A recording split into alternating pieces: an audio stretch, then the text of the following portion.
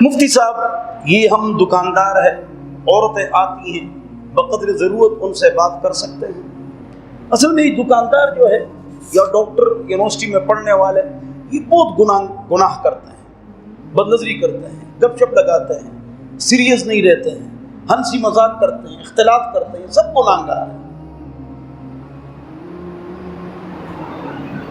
میرے ایک دوست ہے، اللہ اس پر رحم فرمائے، اللہ اس کی مغفرت نصیب فرمائے، میرے ساتھ انہوں نے 20-25 سال اکٹھے پڑھایا۔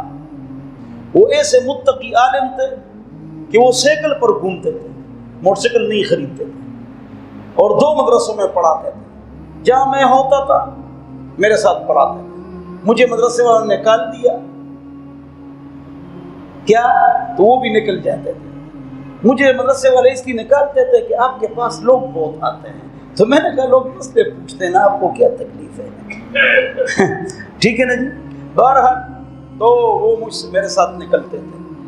اچھا، اس میں ایک صفت تھی، بہت اچھی صفت تھی حضرت میں، ان کی دکان بھی تھی ڈیکوریشن پیسز کی، اور 1-2-3 اور بھی کاروبار کیے تھے۔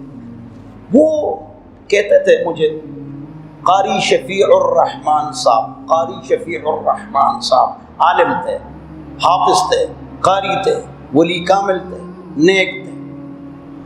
کہ ابو صاحب میں نے 20-25-30 سال دکانداری کی، اور ڈیکوریشن پیسز، اور زیادہ میرے پاس عورتیں آتی ہیں، میں نے آج تک کسی عورت کے چہرے کو نہیں دیکھا۔ یہ ہے جو عمل کرتا ہے نا، وہ عمل کرتے ہیں۔ میری کتابیں لکھتا ہے ایک لڑکا، آج سے 3 سال پہلے بہت کتابیں لکھی ہیں، لڑکا ہے، اب تو بڑا ہو گیا، شادی شدہ ہے، بچے کی ہیں۔ تو وہ جی ایچ کیو میں بھی لگا، پولیس میں بھی لگا، لیکن اسے نوکریاں چھوڑ دی کہ میں یہ کمپوزنگ کروں۔ تو مجھے بتا رہا تھا کہ 9 سال ہو گئے، اب تو 13-14 سال ہو گئے، کہ مجھ سے کبھی بھی تکبیر اولا فوت نہیں ہوئی ہے۔ ہم 40 دن برابر نہیں کرتے۔ لہذا سب سے درخواست کرتا ہوں، جتنے بیٹھے ہوئے، سفیان میرے طالب علم، مفتی، میرے دوست، مرید، ساتھی، میں آپ کو ایک نسخہ بتاتا ہوں۔ میں نے تو یہ سوچا تھا اس پر 1 گھنٹہ بیان کروں گا، لیکن چلو آپ لوگ عمل کریں، بولو عمل کریں گے انشاءاللہ۔ اگر ہم نے ایک کام کر لیا نا سب نے، اس کا بڑا فائدہ ہوگا۔ میں خود بھی اس پر عمل کروں گا۔ جیسے ہی اذان ہو جائے نا، بس نماز کی طرف چلے جاؤ، بس بات ختم ہو۔ سفیان شروع، بولو اللہ اکبر کے بعد کیا کرنا ہے، بولو، بس روانہ ہو، وضو کرو، بس جاؤ۔ اس کے فوائد: نمبر 1 یہ سنت ہے، نمبر 2 وضو کر لیا، سب خالی، وضو خانہ بھی خالی، 3 سنت بھی پڑھ لو گے، 4 ذکر بھی کر لو گے، 5 کچھ تلاوت بھی کر لو گے، 6 آپ کے کچھ اذکار صبح شام کے رہ جاتے ہیں وہ بھی کر لو گے۔ ہمارے یہاں عنایت صاحب تھے، اس مسجد کے خادم، انہیں پیسے لگاتے تھے، ایسے خادم صاف کرنے والے نہیں، پیسے لگاتے تھے بہت، انتقال فرما گئے، خدمت کی بہت۔ وہ فرماتے تھے میں 7 دن میں قرآن ختم کرتا ہوں۔ کاروباری تھے۔ میں نے کہا کیسے؟ کہ جب اذان سنتا ہوں نا، اذان سنتے ہی مسجد وچ بس قرآن کھولتا ہوں سنت کے بعد، تو میرے ہر ہفتے 7 قرآن ختم ہو جاتے۔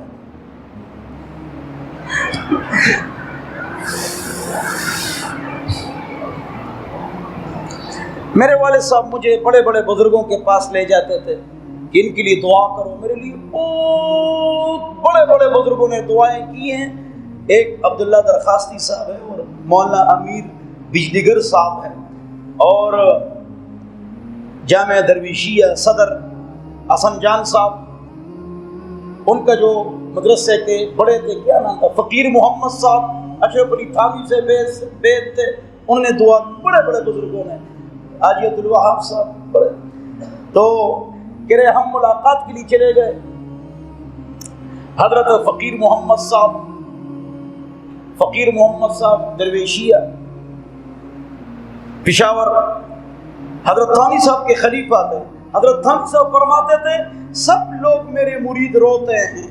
تھانہ باون انڈیا، بنگلہ دیش، بنگال سے آئے ہوئے ہیں، پوری دنیا سے آئے ہوئے ہیں، سب روتے ہیں، لیکن بچوں کے پیچھے، گھر کے پیچھے جو صحیح ہوتا ہے وہ فقیر محمد صاحب، وہ میرے لیے دعا کرتے تھے.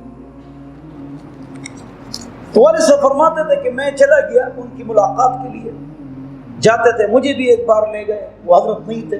ایک بار خود اکیلے چلے گئے تو حضرت تھے، تو مجھے لے گئے. تو اس وقت میں نہیں تھا.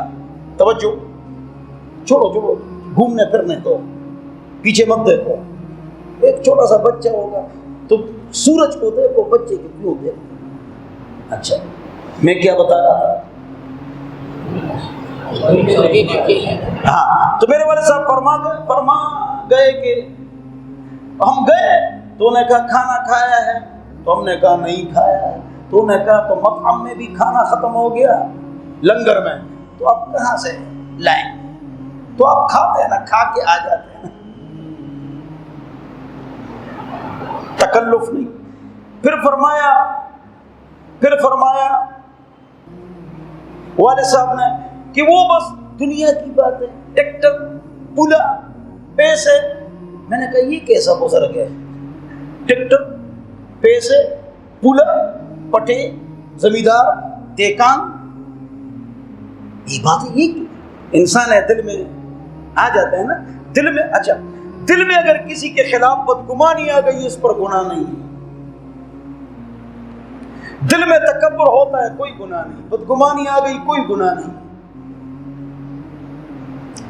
کسی کے ساتھ محبت اور عشق پیدا ہو گیا ناجائز، اس پر بھی گناہ نہیں. تکبر پیدا ہو گیا، بڑائی کرو، کس سے بغض حسد پیدا ہو گیا، غیبت چغلی کرو، اس کے ساتھ دشمنی کرو، محبت پیدا ہو گئی، اس سے بات چیت کرو یا ملو، یا وہ حرام ہے. دل میں یہ چیزیں آ جائیں اس پر گناہ نہیں ہے، دل اپنے اختیار میں نہیں، لیکن اس کے مقتضا پر عمل کرنا وہ گناہ ہے. بدگمانی آ گئی کہ بھائی کیسے گزر گئے یار، دنیا کی بات، پولا، پٹے، زمیندار، غنم، گندم کتنا آیا وہ تو کم ہو. تو میرے دل میں بدگمانی آئی کہ کیسے گزر گئے. تھانی صاحب کے خلیفہ اچانک اذان ہو گئی، بولو اللہ. جیسی اللہ اکبر ہو گیا، فوراً اپنا عصا لاٹھی اٹھائی، گویا کہ ہم کو جانتے ہی نہیں کون سی بات کا، وہ ٹاپ سٹاپ اور نماز کی طرف روانہ ہو گئے. چلو جی نماز کے لیے. میں نے کہا یہ پکا بزرگ ہے، یہ پکا اللہ کا ولی ہے.